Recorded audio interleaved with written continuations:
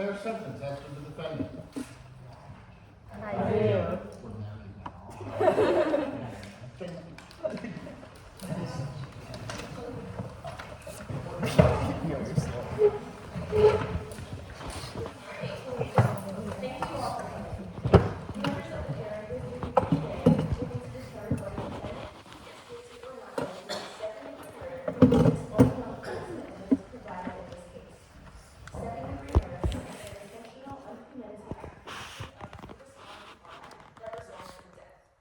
The prosecution has the burden of proving the guilt of the defendant beyond a reasonable doubt.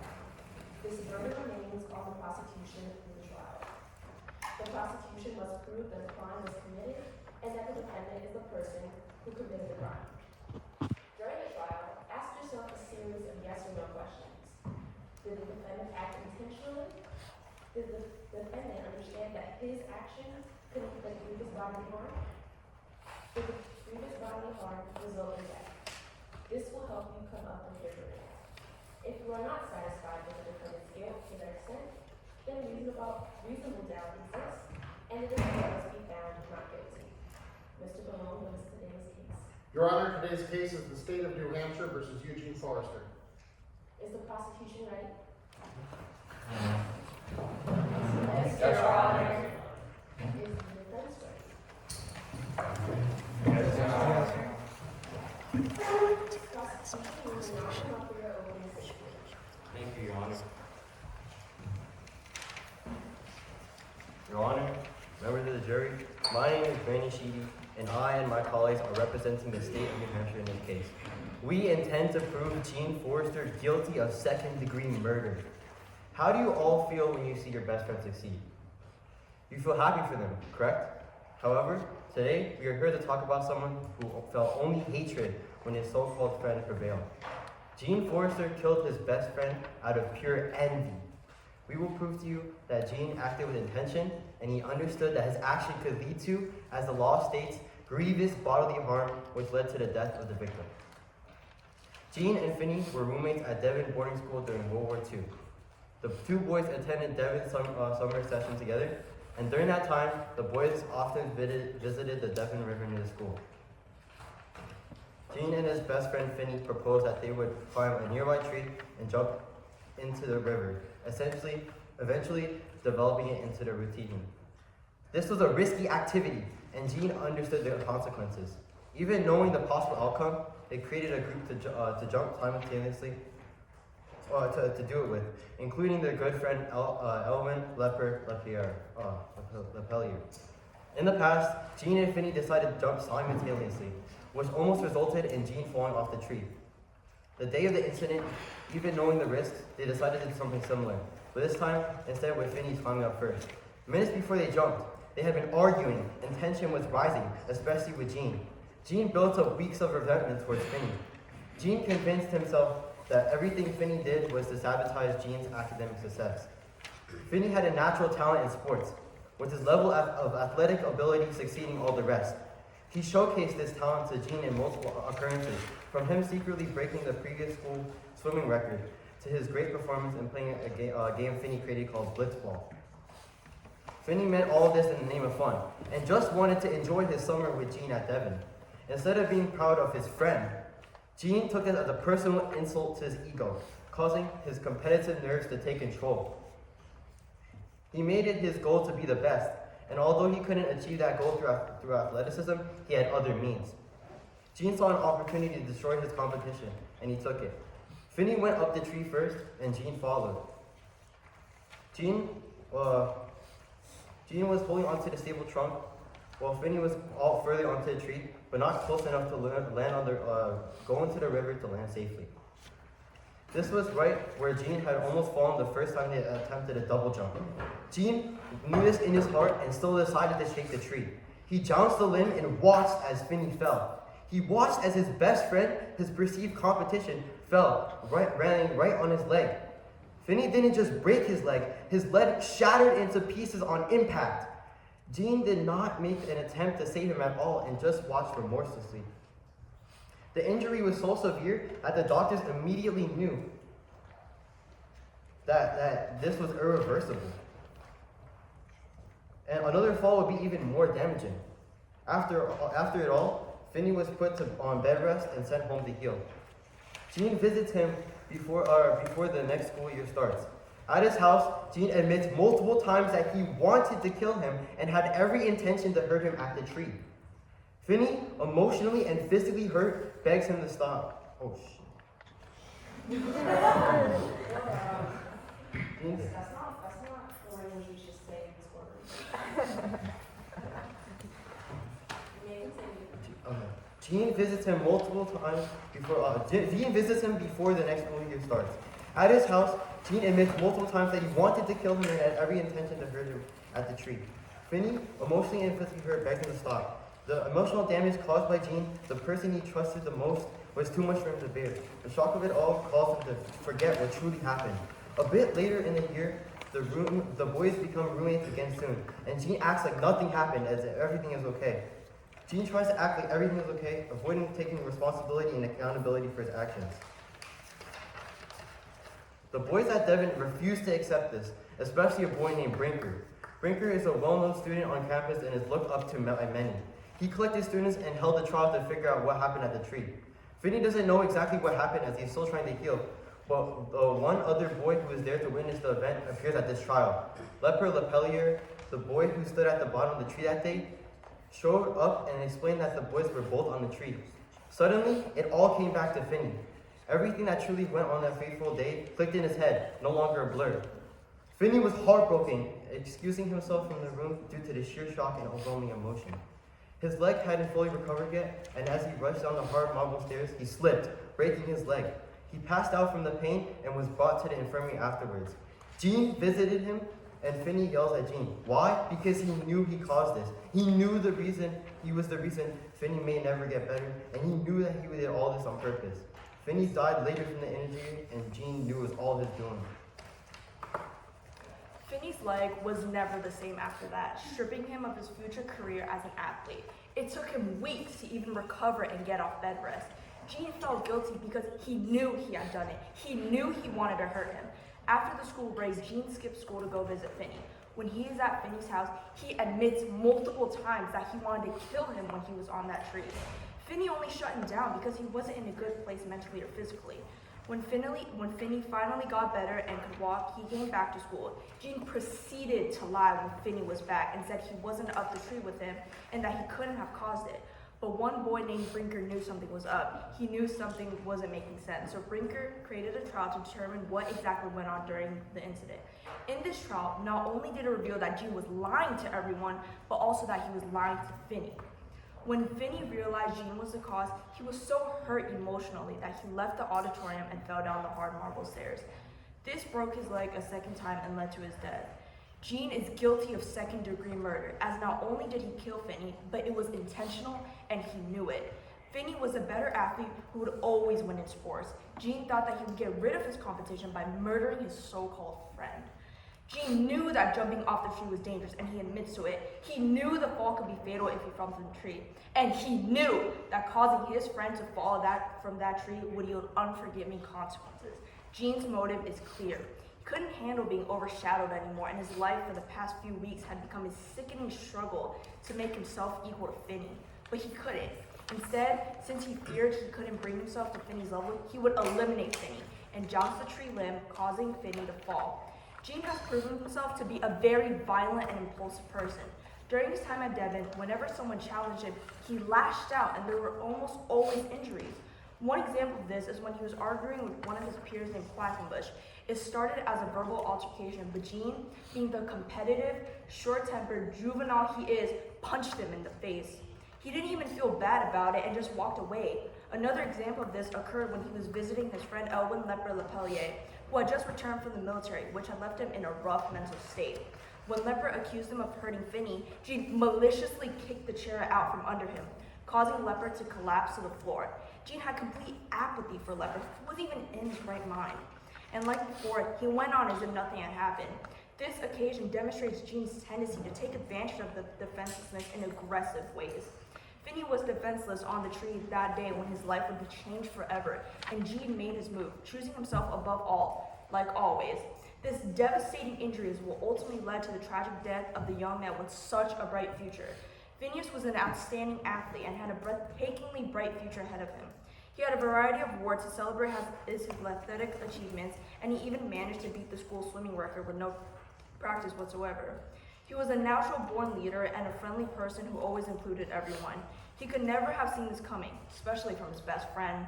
This injury not only ended his career, but also his life. The only way to bring closure and justice to Finney and his family is to convict the person responsible for his death, Eugene Forrester. Thank you. Defense team now on the floor. Thank you, Your Honor.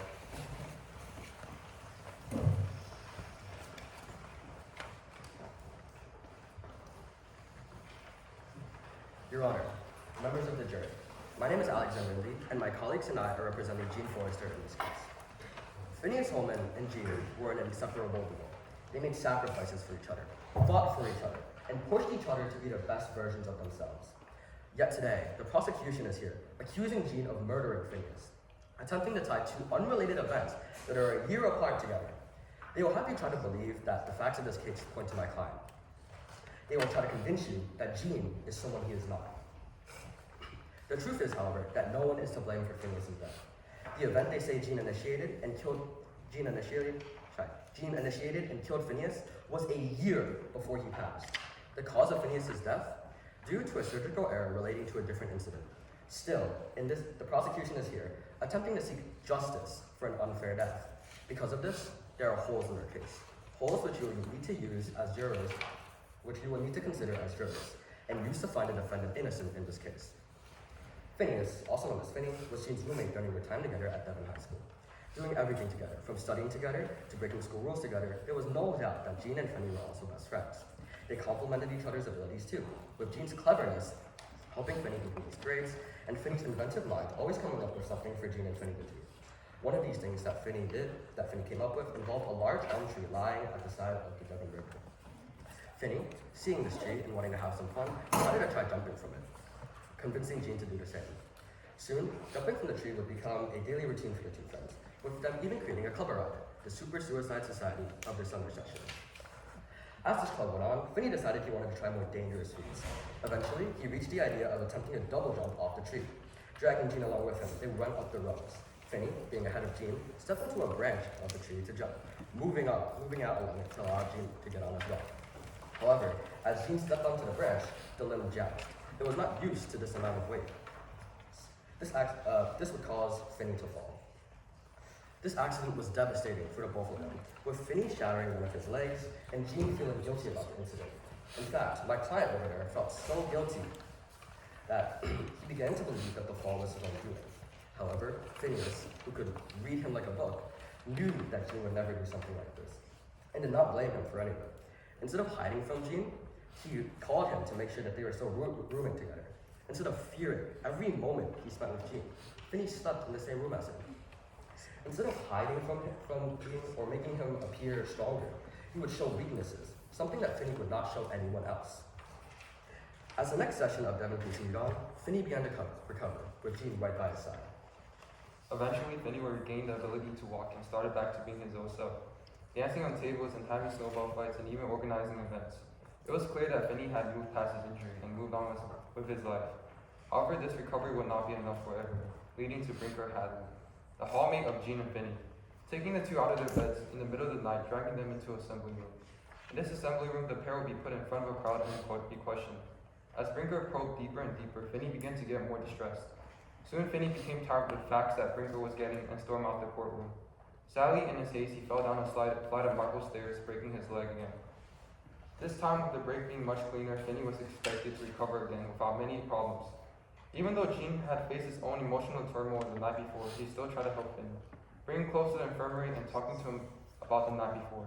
At this point in the story, it's important to ask the question: if Finney blamed Gene, does Finney believe Gene is guilty for either incident? The simple answer is no. In the infirmary, Finney tells Gene that he doesn't blame him for anything that has happened, seeing that he knows that Gene did not plan for anything to happen at the tree. Not only this, an entire year, a year has passed between the initial injury of Finney and his death. How is Gene responsible for the death of Finney? Finney's initial injury didn't result in death, and he was able to eventually recover from his injury.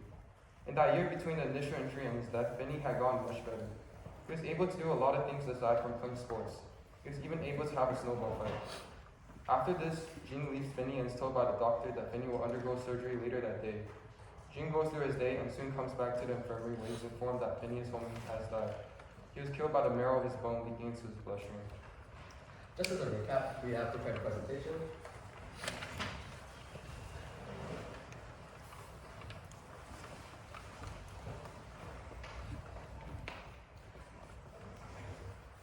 Okay, so here's actually a timeline of what happened. So, the summer session of Devon in 1942 begins here.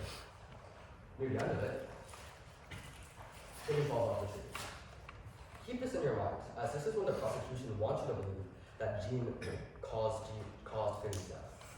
Let's keep going. Finney does not hide from his fall and enters surgery for his leg. Goes well, and he's expected to walk again, returning to Boston to recover. By the time that Gene visits him, it's already the 8th of September 1942. Already, a new season has begun. Soon after, the winter session of Devon begins. Life goes on. School continues. Being in their senior year, the boys begin to take on new responsibilities and begin volunteering for the war effort. Finally, around Thanksgiving, Finney returns to school. At this point, 3 months have already passed since this so-called murder. A lot of time between a murder and a death, don't you think? But we're not done. Before we know it, Christmas break happens. Christmas break happens. And a new year comes in. In this new year, Finney creates a winter carnival to try to have fun. Towards the end of it, Gene decides to visit his friend, Elwin LaPolier, who you will hear from today. Finally, after all of these things have taken place, is when Brinker Hadley holds his child of Finney, where emotions went high and Finney falls out again. Next, he undergoes the surgery that kills him.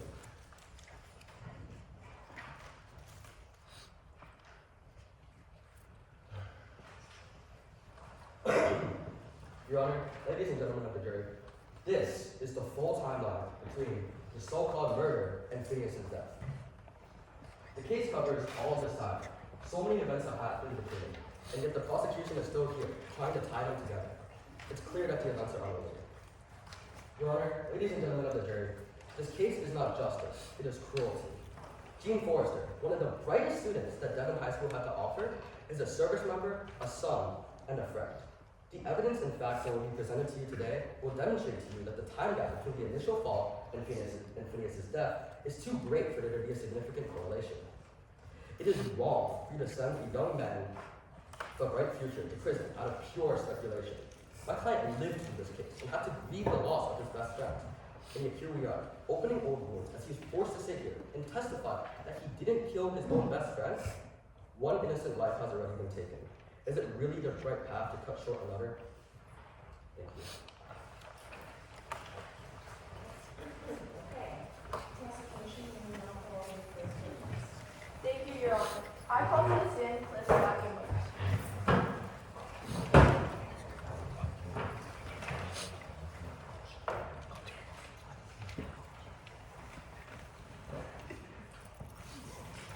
Will the witness please stand to be sworn in by the witness? Please raise your hand. Do you swear to tell the truth, the whole truth, and nothing but the truth? I do.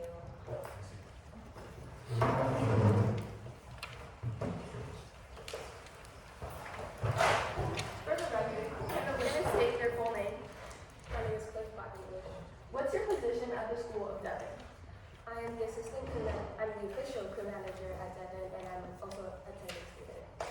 Can you describe your relationship with Mr. Forrester? I hardly knew the guy, except for the time he joined crew. If you've never spoken to him before, how did you both meet? I just said it. Dimwit, like, did you not hear me? Mr. Blackenbush, please watch your language. I said I met him when he first joined crew. And if I'm not mistaken, you and Mr. Forrester had an altercation at the crew house? That's correct. In your own words, can you explain what happened? Well, at first, the little shrimp, Eugene, was late to our meeting at the crew house. And it was his first day as the assistant crew manager, keep in mind. So this is not really a good look. So you can understand that I was frustrated, right?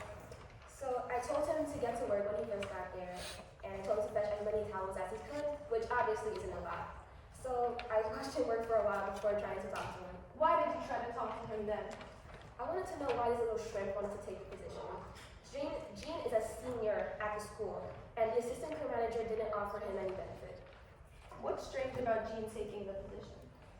Assistant crew manager isn't a real job. It's mostly, the benefits of this job is that you become the official crew manager the next year. This was the kind of job that we gave like disabled boys, and Gene clearly isn't, and on top of that is a senior. So the official crew manager wouldn't be an option for him because he would graduate the next year. So you were just curious. Of course. What did you both talk about? I mentioned that he was kind of late to start managing teams, and he replied saying that it didn't matter. How did you respond to that? Personally, I was quite offended. I'm the crew manager, and he was not showing any respect. There was no reason for him to be giving me all this attitude, and because I was asking for important information. Hearing this kid with no experience rowing just disregard the position was frustrating, so I told him to go to hell. And what happened after? Forrester basically called me stupid. At this point, I was pretty frustrated with Gene, so I called him a lame son of a bitch. And before I could finish, this guy sucker punched me in the face. So, as you can see, Quackenbush had tried to engage in a conversation with Gene out of pure curiosity. When Quackenbush made a jibe, Gene felt threatened and lashed out by violently attacking my witness. This is just the beginning of Gene's savage behavior.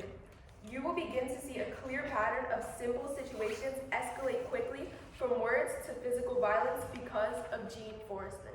Thank you.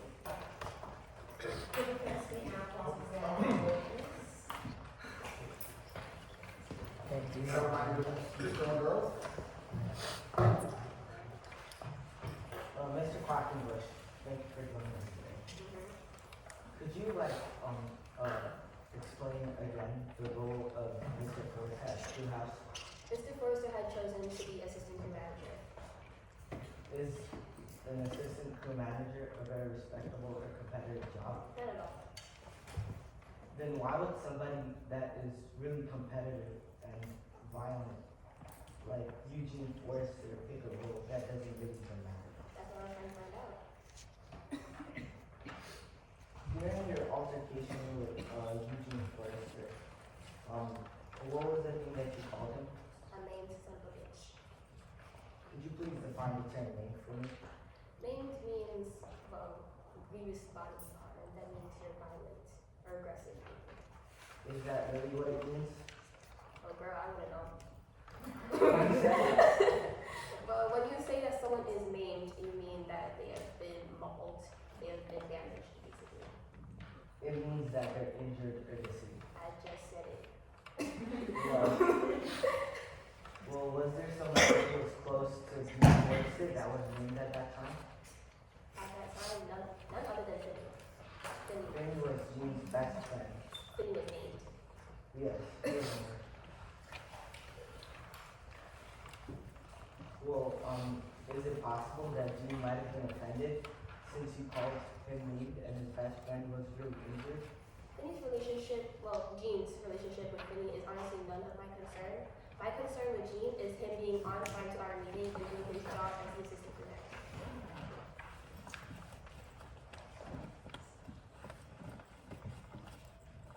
No, but Give me a second.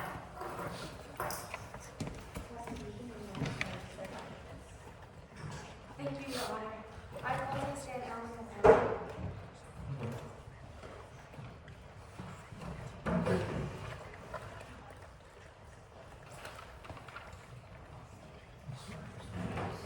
Please stand, please stand around it. Please raise your hand. You swear to tell the truth, the whole truth, and nothing but the truth? I do.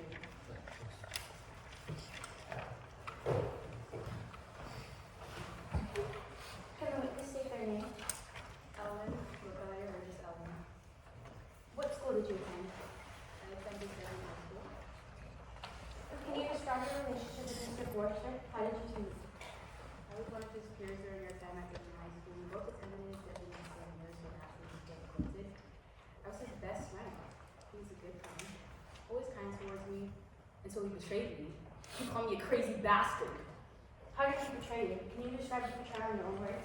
He betrayed me. He left me in the snow in Vermont. He said I was crazy for the things that I saw at the tree, for the things that I saw at the military. He's just like the rest. He has always been a savage underneath.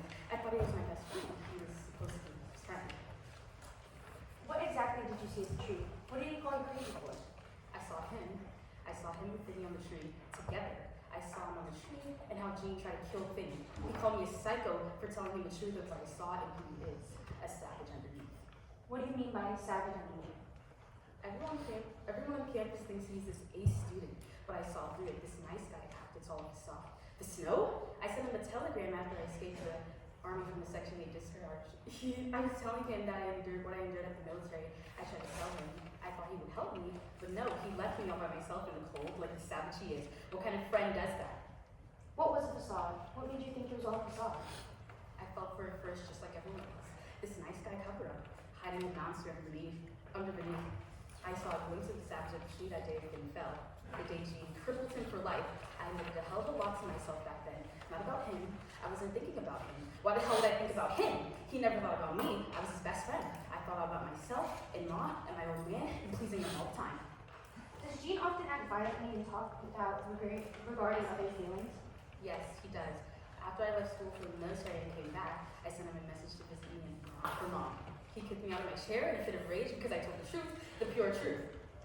What message did you send him? Please recite it in word for word. And why did you specifically send it to him?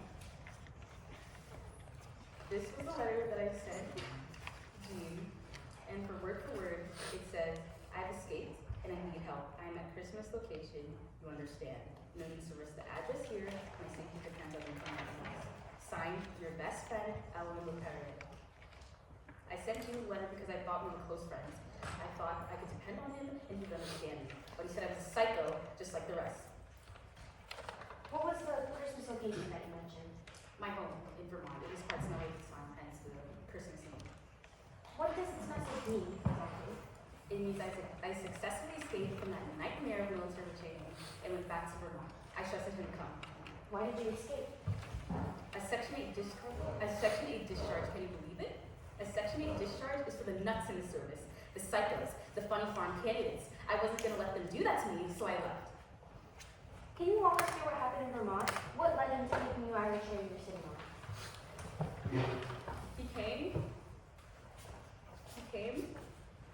I fell for it just like everybody else. The nice guy cover up, hiding the monster beneath. I saw a glimpse of the tree that day that I fell. He came and I invited him to my home. We just started talking in the kitchen. I told him about my escape from the military, explained to him why I did it. The second I brought to the tree and what happened there, he freaked out. He kicked me out of my chair.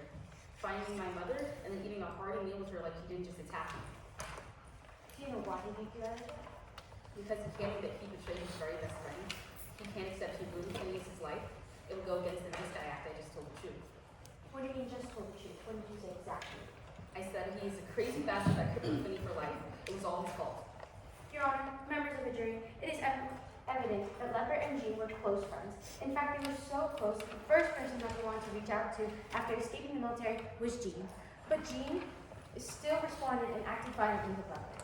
We can determine that Gene's relationship had little to no meaning with him no matter how close you are with him. He was willing to hurt anyone in his way. This proves that excuse that he was close to Finny, so he would never put him in harm's way, and invalid that he hurt his very close friend Leopard. He has proven to us that he will not stop at nothing no matter the boundaries for Gene. Were you there at the tree when Finny first fell? Yes, I was. Right at the bottom, looking straight up. Can you explain in detail what you saw? I couldn't really see who was who because of the blazing sun. But one of them was holding onto the tree, and I'm sure his hand anchored into the back of the trunk. The other was further on the limb and looked like an engine. I can't remember the stupid name, but the first piston sinks, then the other sinks. The one holding onto the trunk sank, and then the one with the limb sank. Ah, a piston. Like a piston, that's right. So we can assume the one holding onto the trunk is Gene and the one that sank was Finn, right, Leopard? Yes, you can. Did Brinker's friend take you to the assembly room late at night past curfew to interrogate Gene and Finny about Finny's fall from the tree limb? Yes, he did.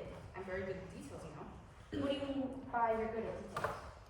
I love looking at the little things. I love nature, and unlike others, I'm quite observant. People call me crazy because I do things differently, like skiing. I like to go slowly and look at the trees and the snow. Others go too fast and miss out on all the small, beautiful things. Why do you think Brinker and his friends took you to the assembly room to question you? Well, I was there. I'm a first-hand witness. I saw everything. As I said, I'm great at details. I suppose they knew I could provide them with reliable information for the trial. What main question did Brinker and his friends ask you? I remember Brinker asked me where he was when Finny fell off the tree limb. And where did he say he was?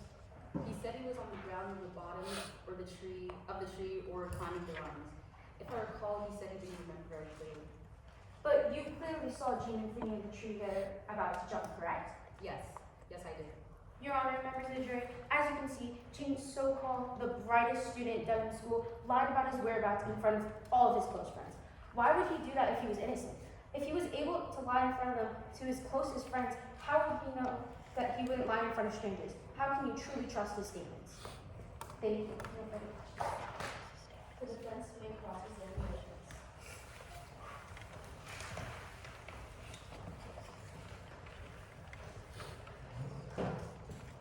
First and foremost, thank you for coming to the court today. Thank you all. I'm Caleb Dunn, and today I'll be asking Dr. Lepellier a series of questions to represent Eugene Forrester. Mr. Lepellier, thank you for coming out to this court today. You were a student at Devon for some time. Did you enjoy being a student? Yes, I very much did. Is it true that you have a strong bond with nature? Yes, it is true. There was a day at Devon where the boys would be shoveling snow and doing community service for the boys. Is it true that you were busy doing something else from the other boys? Yes, I was skiing. You were visiting a beaver dam and skiing around the snow. When you were done with this, is it true that Brinker had been mocking you? Yes, it is true. Is it true that Gene was standing up for you when everyone else was against you? Yes, it was. More specifically, is it fair to say that Gene has been the type of person to be patient with you? Yes, very so.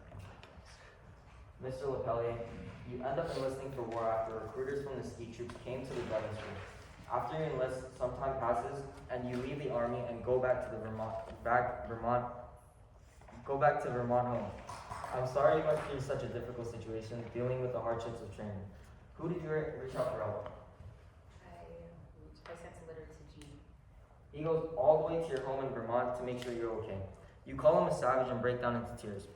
Do you despise Gene? Yes. Regarding your time of service, may you describe how basic training was? It was quite hard, and I did not like it. I saw things. Are you still in the military? No, Did you end up getting deployed for battle? no, Mr. Lepellier, it's important to refer to your time in basic training. Did you complete basic training? I did not.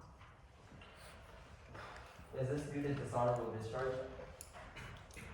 Yes, When you left basic training to go home, did you have permission in doing so? no, Is it true that you heard you would receive a Section 8 discharge? yes, it is true. What is a Section 8 discharge? A Section 8 discharge is something they give to crazy people, which I was not. Is it true that your intent to escape the military was to avoid this discharge? Yes, Mr. Lepellier, I understand the challenges you may be facing from the Army. However, did you know that being absent without leave is a serious offense? yes, So you were meant to receive a Section 8 discharge. But now, on top of that, you deserve dishonorable discharge as well. Is that so? yes, Just to refresh our minds here, shortly after your enlistment of the war, you sent a telegram message to Gene Forrester. When you sent that telegram to Gene, what exactly did you tell him? I just told him to come to my house in Vermont. I escaped You escaped from what? the military. From the military. Urging for help from Gene. Out of everyone you could have asked, you asked Gene for help, and it had also seemed as if you were aware that escaping would cause serious mishaps, and it was clear that you didn't just disregard the idea of being absent without leave. Being absent without leave was just normal. Or not normal. When Gene Forrester went out of his way in order to visit you all the way in Vermont after the telegram, you seemed disappointed and ferocious that Gene left your house after such a short visit. Did you ever take the time to comprehend the things you were telling Gene? No. Mr. LePellier, you were acting mentally unready. Is it correct that you were telling Gene about your hallucinations and surreal experiences? Yes, it was correct. Is it true that while you were in basic training, you were seeing arms and legs everywhere? Yes. In respect to the court, may you correct me if I'm wrong. You ran away from the military without a permissible cause because you were having hallucinations, and the only person you asked for help was Gene Forrester. Yes, please. Thank you, Alvin. That is all I have for us today.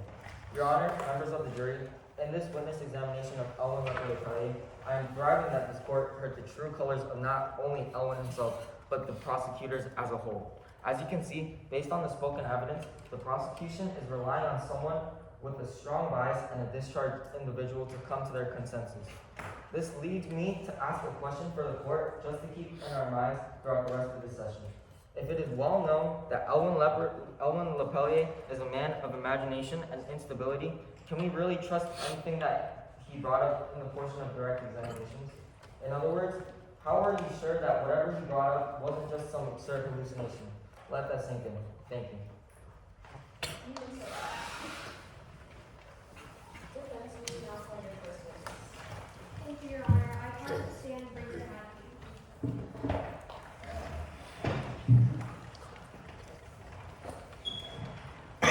So that was the whole prosecution's case now? Just.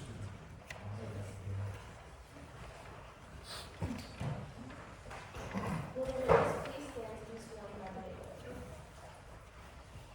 Raise your hand. You swear to tell the truth, the whole truth, and nothing but the truth?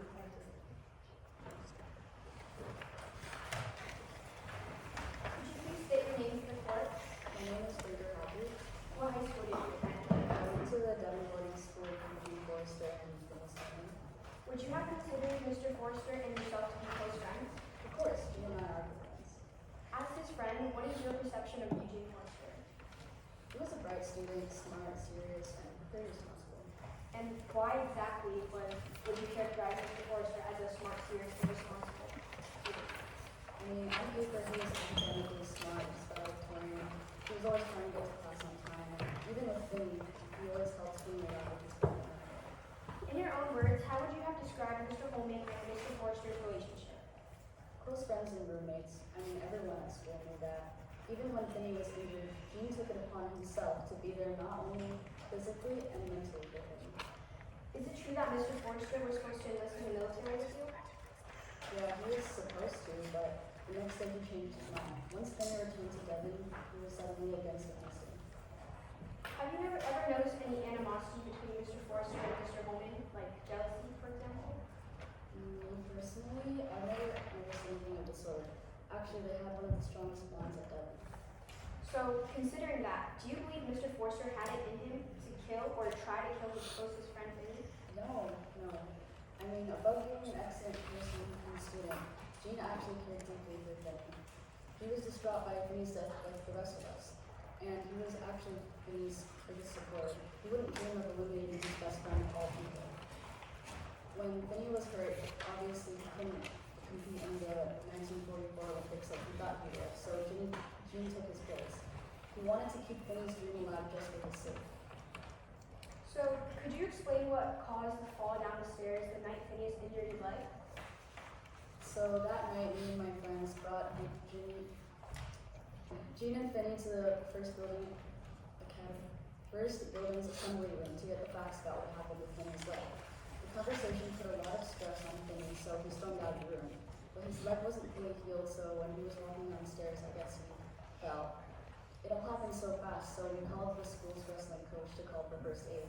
Then Dr. Stanhope, who's here with us today, took him away to the infirmary. So, Phineas got upset and stormed out of the room by himself, is that correct? Yes, that's correct. And when he stormed out of the room, Phineas slipped and fell down the stairs. Yeah, we all had to go down there and we fall out there and down. Why did you host the trial in the first place? To be honest, it was out of personal curiosity. There was so much gone inside of the incident, I just had to test the truth. I wanted everyone to be honest so we could just clear the air and finally get things done there. Did your friendship with Mr. Forrester change at all after Phineas's death? I mean, we continued to be friends. There wasn't really any bad blood between us, and I stopped making jokes about him causing injury. Members of the jury, as you can see, the bond between Eugene Forrester and Phineas Holman was undeniable. Nothing beats a first-hand witness like Brenda Hadley of the lengths these boys would go for each other. Phineas stormed out of the room by himself and fell down the stairs. Members of the courtroom, you cannot deny what is right in front of your eyes. You heard the raw devotion Gene had towards Phineas, the good morals in his heart, and the bright future ahead of him. Do with that what you will. We have no further questions.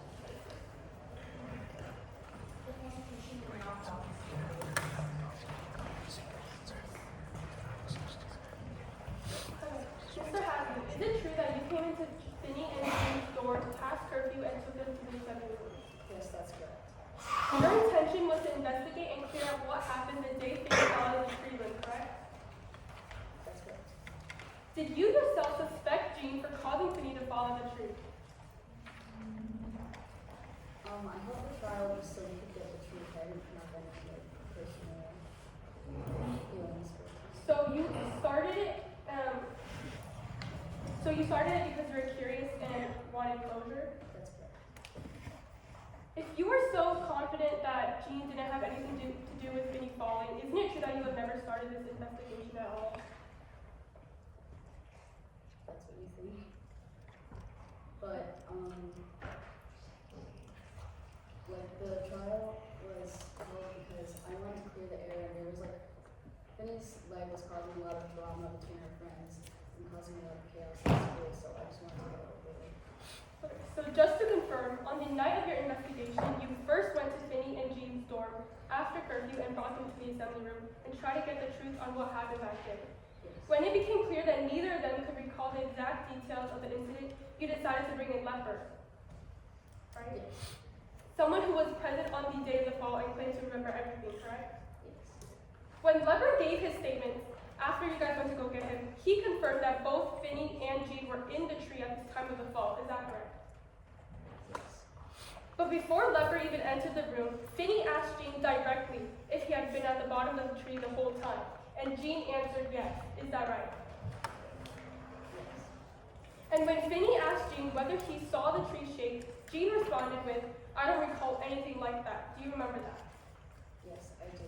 So Gene told Finney he was on the ground when he was actually in the tree, and he denied seeing anything that might explain the fall. Would you agree that those are lies? I would say that Leper's questions were unclear and vague because when Leper came into the assembly room, obviously he's a crazy person. You saw him when he was talking. He's messed up in the mind. Gene probably didn't know how to answer his questions clearly. But even you thought that a leper can remember every single detail. That's what you said. That's what Leper said. But he's crazy. Why would he do so? No, but you said that you said in the investigation that you believed that leper could remember all the details, and he has extremely great memory. To the extent of with his mental state, yeah, I guess. So you agree that those are lies that Gene said? Yes or no? So lies told not only to his friends, but to Finney, the person most affected by what happened. Thank you, Mr. Hyde. Based on your testimony, it is clear that Gene deliberately misled Finney and everyone else about what really happened that day. He was not truthful when it mattered the most, not even to his best friend, Finney, who suffered the most devastating consequences. This wasn't a harmless lie. This was a betrayal that cost Finney his athletic future, his hopes, and ultimately his life. We have no further questions.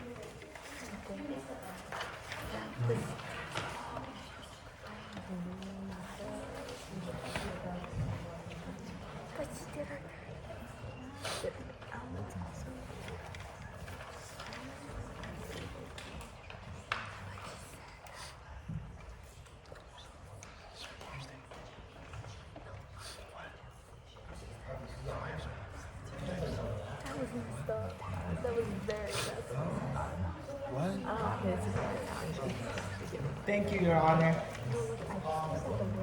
I call for the. We're gonna take a 2-minute pause. So that the jury can make a sentence.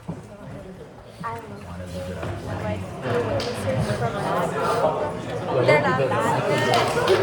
Also, like with the defendants and like the ones that asked the witness the question from Get off your phone for 5 seconds. the defendant's side. I'm gonna smack the absolute So I have the same perspective. And I feel like they're not strong. I'm They have to speak for themselves, but they don't know how to explain everything so that they can explain it. So I personally, I think that because, okay, her witness, they both acted aggressive, so it's obvious that he's gonna go back at her.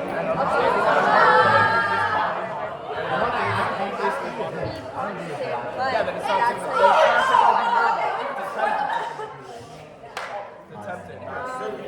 and he applied for criminal for disabled, so maybe it was to get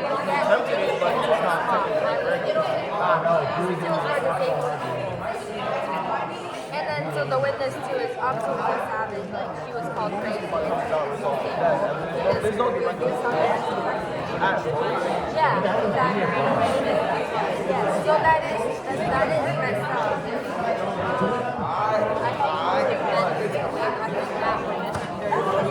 Get out potential because this is I think that most of the time I don't think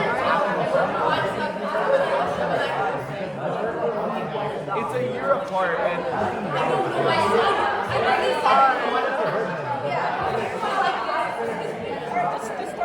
no, she did her thing. She did her so dirty. Because okay, she like that girl like says that who was it that she remembers all the details or that she says the truth? Who was that she remembers all the details? And she was like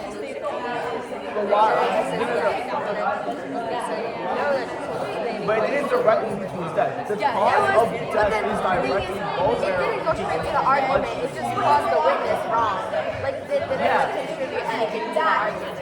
Like it just proved the fact that the court case might have been a stressful moment for him. And him like the only person was like messed up. And if you trace it further back, it could also, we don't exactly know what happened at that tree. Even if you did, let's say, shape it, maybe his intention was to, exactly, no intention. She didn't provide as much detail. She has more like questions with like I guess,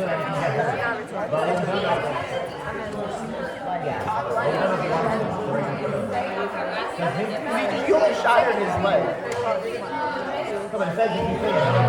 Oh, and I said that like he caused the injury. I think it's attempted, but it isn't because an second injury murder. was his cause. He injured him. He fell down from the tree and he broke his leg. But I'm sorry. you have to, we're going to deliberate after you hear all of the facts. He just injured him. And I like that you got Mark Black. And if anything, he killed himself by being in that awful mental state, being like, oh my gosh, what's going on? He's just traumatized. It's because he felt that the ball that was to the blood.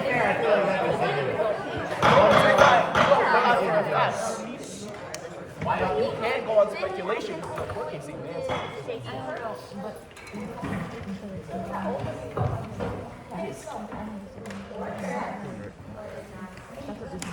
Because I'm a bailiff, I am.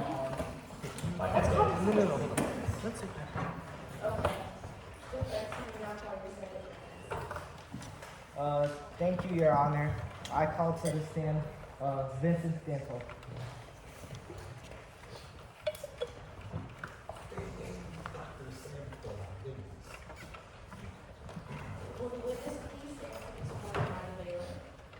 Please raise your right hand. You swear to tell the truth, the whole truth, and nothing but the truth?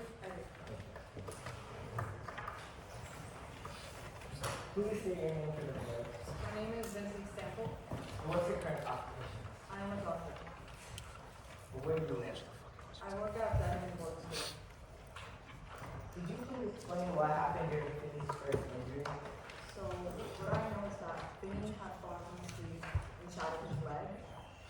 infirmary for a few days, and he would be able to walk again, but the injury sadly was him.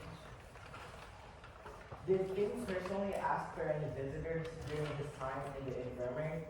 Yes, he specifically asked for Gene Forrester.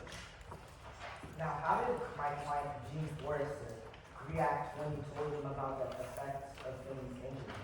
He started crying, he covered his face, and I can't really blame him. He felt like pretty sad. What did you tell Gene when he started crying? I told him to be cheerful and hopeful. I mean, Finney did ask for Gene out of everybody. Now, could you please describe what happened during the second injury? Well, I was woken up in the middle of the night by a student, which informed me that Finney had fallen from one of the stairs. I headed over to where it happened, and so late the wrestling coach was already aiding Finney. I checked his condition, and it was a clean break. I put him into a chair and put him in my car and drove to the infirmary, which we stayed overnight. In the morning, Gene had come, and I told him to bring Finney's stuff to me. And then I started the surgery, and mid-surgery, Finney had died, and I concluded that it must have been without the bone, some bone marrow must have leaked into his bloodstream, which ultimately went to his heart and stopped it. Just to sum things up, what exactly caused Finney's death? What directly caused Finney's death was the bone marrow that leaked into his bloodstream and stopped it. Now, are you aware of the bond between Gene and Finney? Yes, it was pretty evident that they were best friends and pretty close. Gene was there for Finney when he needed him, and Gene could comfort Finney. Could you please now describe how Gene reacted when you told him about Finney's death?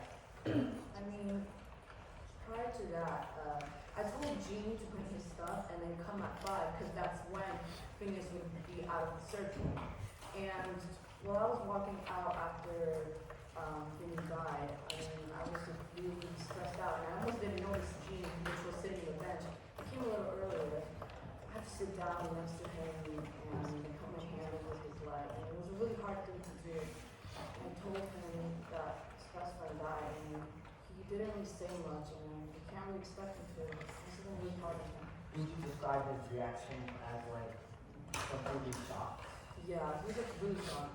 Yeah, it's really hard for him to experience. Now, the jury. I only have one question for you. How would Gene be at fault for killing Finney if there's no connection between the first and second injury, and Finney had nothing to do with the injury that caused Gene's death? Thank you. No further questions.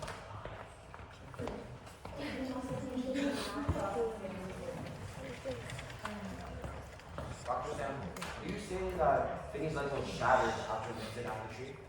Yes. Is it true that you came to the conclusion that after the injury, at best, Finney would only be able to walk? Yes. Is it true that these drastic changes negatively injured his athletic career and aspects of Finney's life? Yes. Is it true that if Finney had never broken his leg before, the second break wouldn't be as severe? Not necessarily. I mean, anyone could fall out of the moment and just break their leg. And plus, it's 1942. I mean, the war's going on and everything, and medical supplies aren't really being advanced. So I can't necessarily say that the first injury caused 7 million people to be lost. Was Finney unable to join the military or pursue competitive sports after this injury? I'm not quite sure since that's just a student. I'm not really personally close to him, so I wouldn't be able to like that. So as a doctor, from your perspective, what do He you wouldn't be able to continue sport as far as I know. But I don't know about military. Military, I can say no as well. Dr. Stanley, when Finney first broke his leg, you only allowed Gene to visit after a few days of hospitalization. Is it true that after only one visit, you restricted Gene from visiting Finney? Yes. Why is it that you restricted Gene from visiting Finney in the hospital? Was it because Finney was not well enough to have to deal with visitors again? Well, I wasn't specifically there when they talked the first time, but I just thought maybe it'd be better if, not everyone's like really ready to speak after you know like a huge thing. Everyone's feels like a big thing for him. Maybe he just didn't want to talk to anybody. So, Your Honor, members of the jury, this shows us that because of the first incident at the tree, Finney was in such critical condition that he lost the ability to attend any more sports and he was restricted to only walking. His condition was so bad that Dr. Sample and other doctors had advised him to stay home at Boston and focus on purely recovering, restricting him from learning and doing athletic sports. Because of such a severe incident, any other incident afterwards would have definitely caused even more bodily harm, which is what happened here, Your Honor. We have no further questions.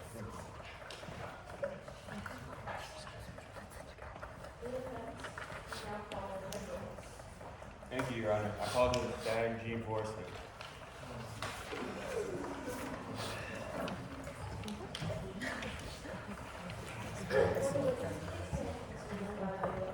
Please raise your right hand. Do you swear to tell the truth, the whole truth, and nothing but the truth?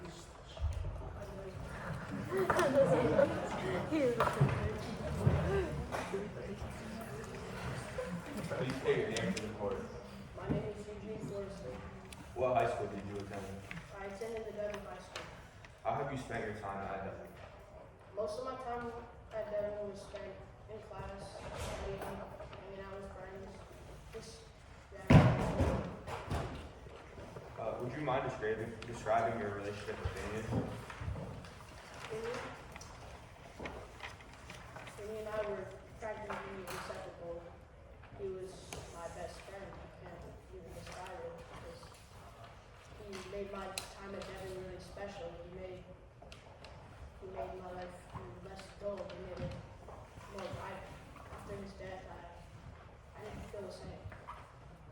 Sorry for your loss, but did you notice any change in your relationship with Phineas after the fall? Not really. We were still roommates after. We still did stuff together, although he was a little disabled.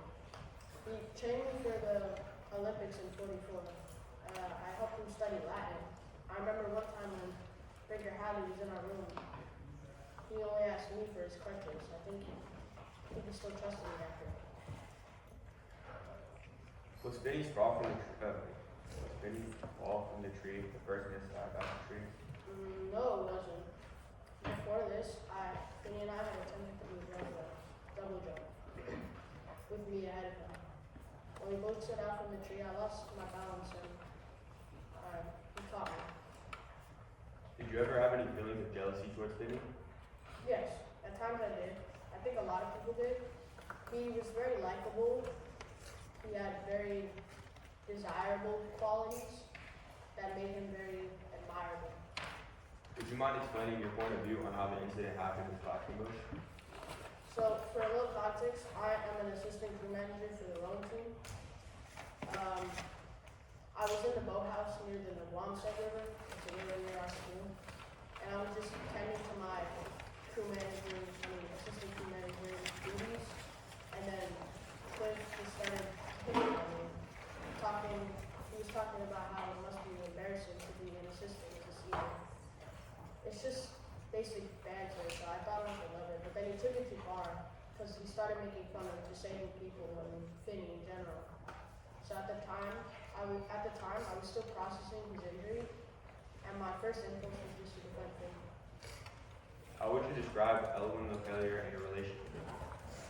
Before the ski tree, Leper was very curious. He was a curious boy who focused on nature rather than what everyone else was doing. I remember one time when we had to show the snow, Leper skied around, looking at every tree and every plant.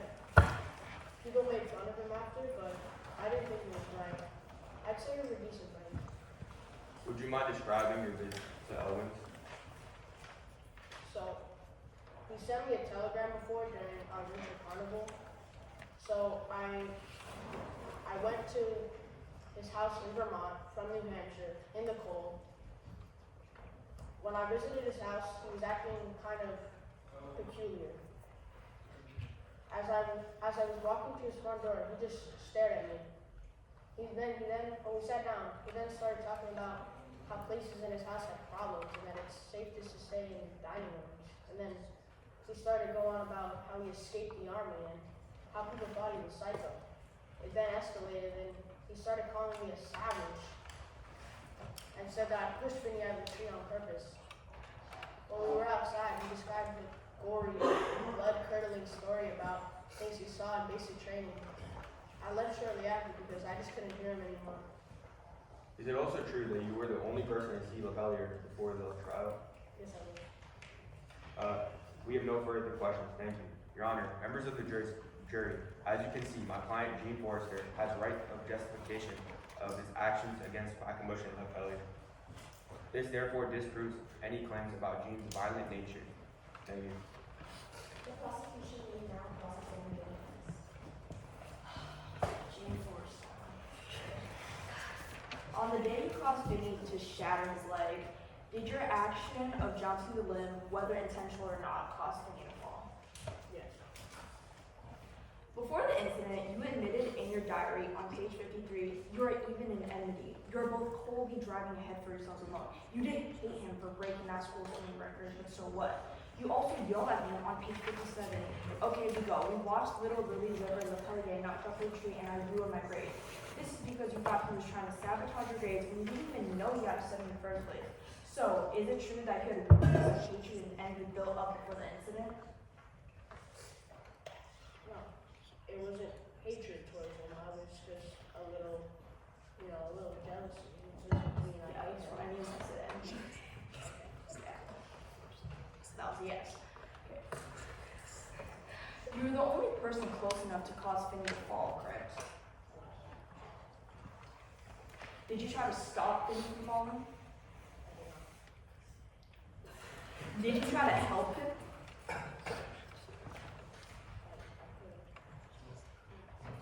According to you, Finney hit the bank with a sickening, unnatural thud with unthinking sureness. I moved out on the limb and jumped into the river, every trace of my fear forgotten. Is it true that you waited until after Finney hit the ground to jump for the tree and you didn't immediately go check on him?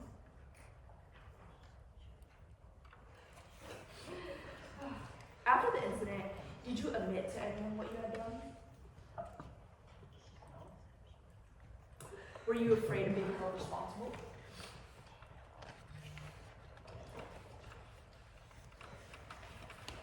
Did you admit to Finney that you purposely tried to kill him at the tree when you visited him in Boston?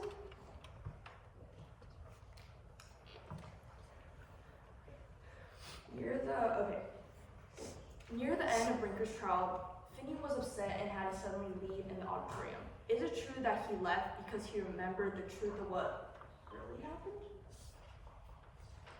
Yes. Is it true that Finney lost his mind because he was so upset that he couldn't join the military due to a shattered leg that you caused?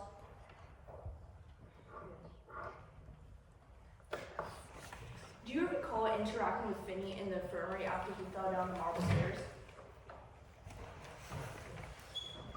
During that interaction, Finney said, and I quote, "You want to break something else in me? Is that why you're here?" He thrashed wildly in the darkness. So, correct me if I'm wrong, but according to this direct quote, Finney himself is aware that you purposely tried to hurt and kill him on multiple occasions. Is it true? No, it's not true. I just said the direct quote. Guys. Did you attend the funeral? Yes. Did you cry about Finney's death?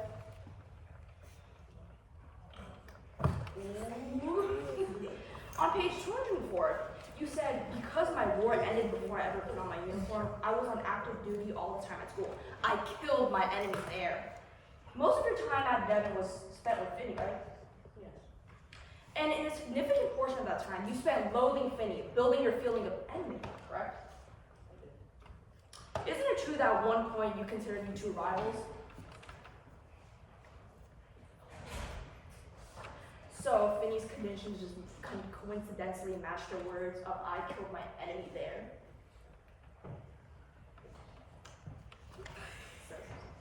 On page 80, you said, "One of my legs wouldn't stop trembling, whether from cold or anger. I couldn't tell. I wish I hit him harder." Is it true true that after hurting someone, you often feel like you should have hurt people more than you already did? Well, in that context, Quackenbush was making fun of other people, so. This isn't just the first incident where you hurt someone. Well, both are personal. Is it true that you hit Quackenbush even though he never hit you? Yeah. So, Finney would never have been in the position to die if you had never caused him to fall from the tree in the first place?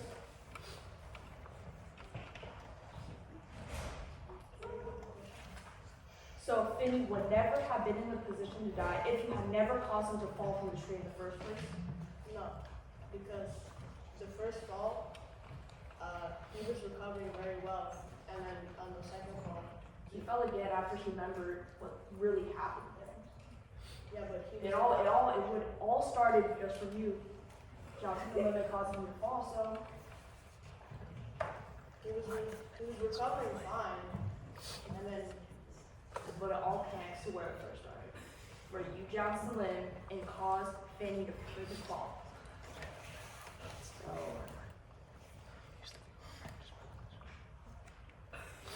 We have no further questions. Thank you.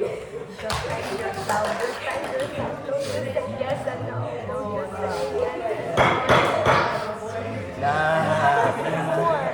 Defending our What is literally? Because, you know, immediate time. Both the prosecution and the defense have rested their cases. The attorneys will now present their final arguments. Please remember what the attorney said is not evidence. But the reason because they are intended to aid you to understand the case. Prosecution, you may begin.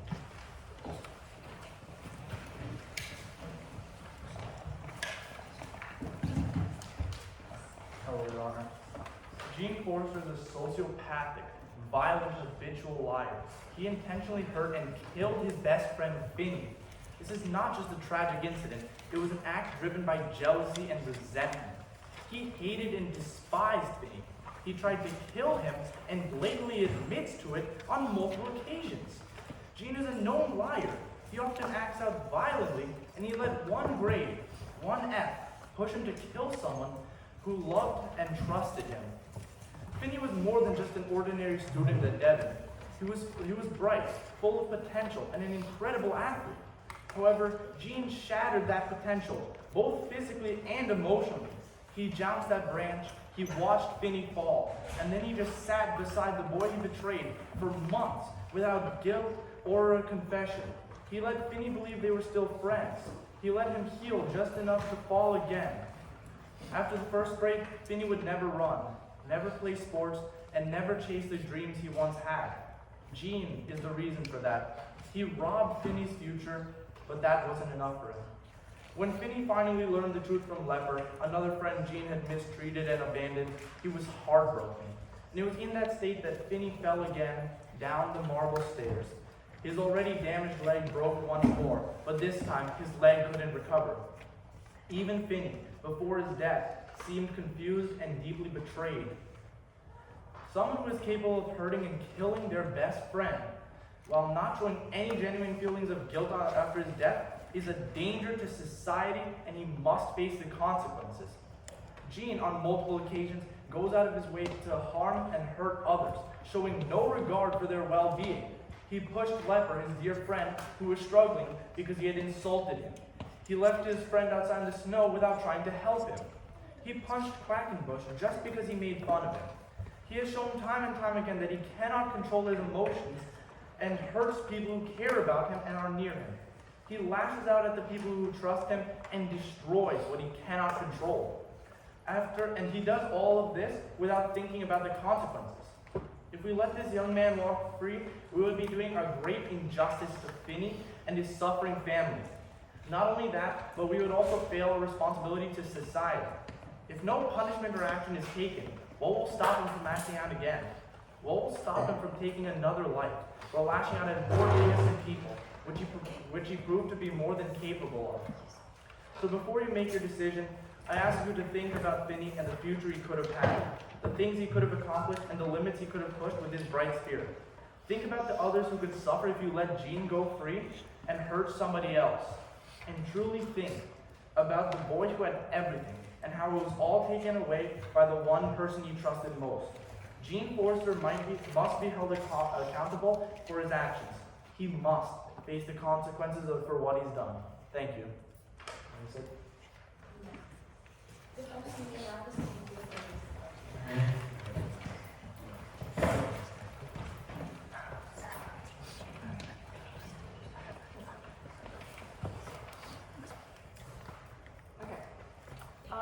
Your Honor, ladies and gentlemen of the jury, opposing counsel, my name is Ashley Shentu, representing my client, Eugene Forrester. First, before I begin, I would like to thank the judge and the jury for your time and attention. Picture this. You light a match, and then you blow it out right away. Days, weeks, then months pass. All of a sudden, lightning strikes. A forest fire begins, and people start pointing their fingers at you. Would that be fair? Now imagine that the match was lit accidentally. Should you be the one to blame? If you disagree, why think this about my client, Eugene Forrester? Members of the jury, the prosecution ignores one vital thing in their case: time. They did not acknowledge the time between the fall and the death itself. They completely avoided this. Why? Why ignore such an important factor in this trial? May I remind you that Phineas Holman died a year after the fall from the tree. Why did the prosecution want to tell you this? Why didn't they mention this at all? Do you want to know why? It's because it would destroy their whole argument. You can't predict what happens in a year. Why assume that my client can? This places reasonable doubt. The time between the fall and death is much too great. And even if the events are slightly related, correlation is not causation. Now, before we go any further, let us make one thing clear. It was never our responsibility to prove that the fall of the tree was accidental. Members of the jury, it was their responsibility to prove that it wasn't. They had to prove this to you beyond a reasonable doubt. It was their job, their duty to disprove anything that could point to the fall being an accident. And they couldn't do it. But just to let me help you, let me clarify. This wasn't the first time that someone also lost their balance at the tree. Gene almost fell too prior to Phineas's fall. They were both on the branch, with Gene in the front, and he lost his balance. What this is showing to you is that the limb is just flimsy and can't stably hold two people. The only reason why Gene didn't fall to the ground is because Phineas grabbed him. But we know that Phineas is athletically gifted and had fast reflexes, something Gene unfortunately does not have, which is why he couldn't grab Phineas in time. This presents reasonable doubt because you can't be completely sure if Gene caused the fall or if the tree limb just couldn't hold them. The prosecution also tries to use my client's intelligence against him. My client, Eugene Forrester, has demonstrated that he is extremely smart. He graduated as valedictorian at the most exclusive and prestigious boarding schools in America. The prosecution tries to use this to show that he's guilty. But don't you think that someone who is this intelligent would understand the basic concept of cause and effect? Gene knows that his actions will lead to consequences. So why would he risk his whole entire future and risk destroying his life just to supposedly get back at his friend? Gene knows that a murderous charge is a serious crime with a significant amount of jail time. It's not probable that someone this smart would destroy his very promising and bright future just because he's jealous. Members of the jury, this presents reasonable doubt.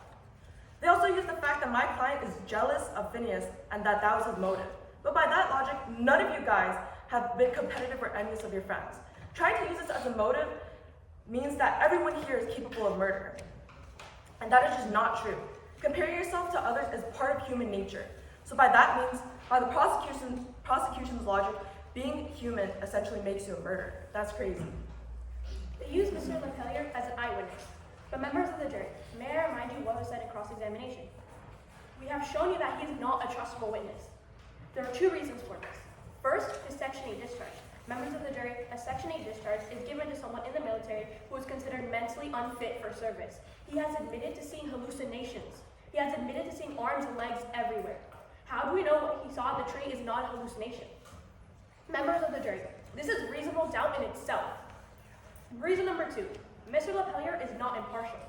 Mr. LaPellier holds resentment towards my client, Eugene Forrester. Therefore, he cannot serve as an unbiased This is a velocity trip to Central Park and the Metropolitan Museum of Art. Please meet in the lobby. Thank you. There's a lot. We're gonna find it. directly violating my client's constitutional rights. Also, just think about it for a moment. The prosecution's star witness is a person who is considered to be insane. The same thing applies to Cliff Quackenbush. In questioning, it was made clear that Mr. Quackenbush is biased. He holds resentment towards Gene. He was disliked by the majority of the students at Devon, including my client. We showed you how he disliked him. Members of the jury, this means Mr. Quackenbush is biased, and his testimony can't be trusted. This places reasonable doubt once again. Also, with the testimony of Brinker, the prosecution tries to make it look like Gene lied. But at the time Brinker called Lepper, he didn't know he was crazy yet. Only Gene and Phineas knew. But now he knows that Lepper is a madman and can't be trusted. Members of the jury, take a look at the prosecution's evidence. Their witnesses are people my client got into fights with in high school. They're trying to convince you that my client is guilty of murder because he got into a few fights. This is something fairly common among kids his age. They're trying to use high school drama to prove that my client is a monster. I've never heard of someone being sentenced to life in jail because he fought a kid in his class. Usually you get detention for that. The prosecution is saying that Gene is a very violent person. They talk about instances where Gene acted violently because he was offended or hurt. But this doesn't make sense. Punching someone in the face or making them fall out of the chair is not the same as killing someone. You can't compare them. You can't say someone is capable of murder just because they got into a few small conflicts. This is an exaggeration and places reasonable doubt. In examination, they said themselves, you can't trust what Gene said. So why are they believing his confessions? At a time where he was grieving. They also judge Gene's way of grieving, say he didn't cry. But grief is such an odd emotion, you can't judge how someone reacts to it. The prosecution has the burden of proof today, and today they had to prove 3 things beyond a reasonable doubt. They had to prove that he jousted them intentionally, that he caused the harm, and the harm caused death. If they failed to prove even one of these beyond a reasonable doubt,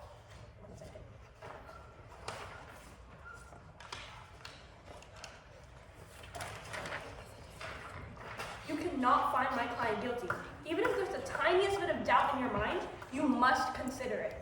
Members of the jury, if you're going to send this young man to jail, if you're going to end his life, you have to be 100% sure he did it. There can't be any doubt that he caused the fall or Phineas died directly because of him. If you're going to end his life, you have to be completely sure he is guilty. It is your job, as the jury, to consider any and all reasonable doubt. Throughout this trial, we keep presenting evidence that shows you that the prosecution cannot prove my client is guilty beyond a reasonable doubt. In our opening statement, we showed how the time between the fall and Phineas' death is much too great to put the blame on Gene. Members of the jury, Phineas fell from the tree in the summer of 1942, and he died in the winter of 1943. According to the prosecution, apparently Phineas Holman died a year after he was murdered. Not just that, but they remained good friends and maybe even got closer during his recovery. Also, Phineas didn't die from the fall. He died from a surgical error. This surgery wasn't even for the injury that occurred from the tree. According to the prosecution, Phineas was murdered at the tree, but when we look at the facts, Phineas didn't die there. He died in surgery. So when was Phineas actually quote-unquote murdered? This is the first murder case I've seen where you can't point out the crime scene. Lastly, the prosecution's motive makes no sense. Like we said before, jealousy is a completely natural emotion that everyone in this room has experienced. And if you try to deny that, you're lying to yourself. It's literally human nature to compare yourself. Being jealous of someone is not a crime, and we have shown you that the prosecution has not proved that Gene committed second-degree murder beyond a reasonable doubt. Taking this all into consideration, I want you to ask yourself, what would be the reason for sending my client to jail? For all these reasons, please find our client, Gene Forrester, not guilty. Thank you.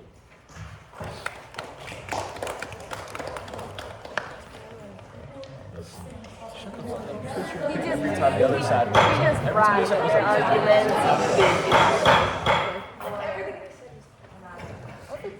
Members of the jury, we have done all the testimony concerning this case. It is now up to you to determine the facts. You and you alone are the judges of the facts. Once you decide what facts the evidence proves, you must then apply the law as I gave it to you to the facts and to find them. Second-degree murder is an intentional, unpremeditated infliction of grievous bodily harm that results in death. In just a moment, the bailiff will take you to the jury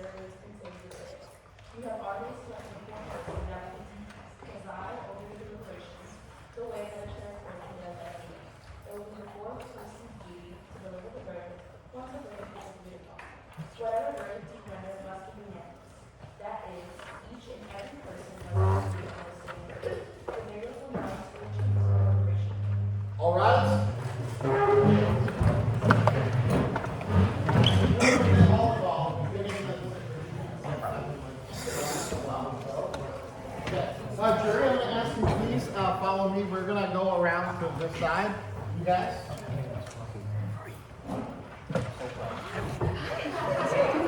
So imagine what he's saying is like one people like zero and one high. You shut up. You're not gonna be helping. You're gonna just yourself somehow.